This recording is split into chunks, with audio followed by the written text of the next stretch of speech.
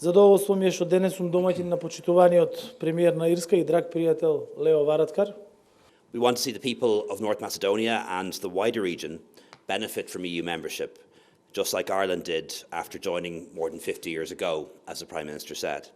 Ирска е наш силен партнер и поддржувач на нашата европска интеграција и ние тоа исклучително високо го оцениваме. Јас овде можам слободно да кажам дека еден од најголемите поддржувачи на европските интеграции на Северна Македонија е премиерот на Ирска Лео и Ирска.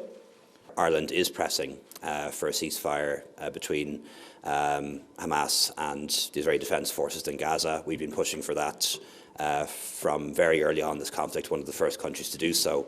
We're using our influence at the UN with the US and at the EU to press for that. And that's a position that we continue to hold.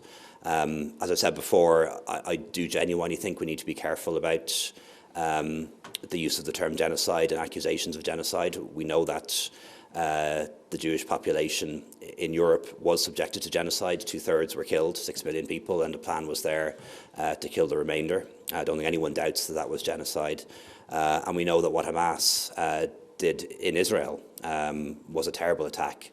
1,400 people killed because they were Jews or because they were in Israel. And Hamas, at least in its charter, talks about the destruction of Israel, and that speaks to a language of genocidal intent. It certainly could be argued. So we shouldn't forget that there are two or more parties to this conflict, and I think sometimes people have a tendency to forget that. And we're now seeing these actions taking place in the Red Sea. So it's one of our greatest concerns is that this could escalate into a much more severe regional conflict involving players like Iran and others, for example. What's happening at the moment in the Red Sea, as you know, is that the Houthi rebels, which are backed by Iran, are attacking shipping vessels passing through that corridor, which is very important for world trade. And the UN resolution 2722 has called for that to stop, and it should stop. And I know that the US, the UK and others are going to take some, and have taken some military actions against Houthi targets, and the UN resolution notes their right to do so. But of course it's important that everything is done possible to avoid civilians being injured in this response. Thank you very much.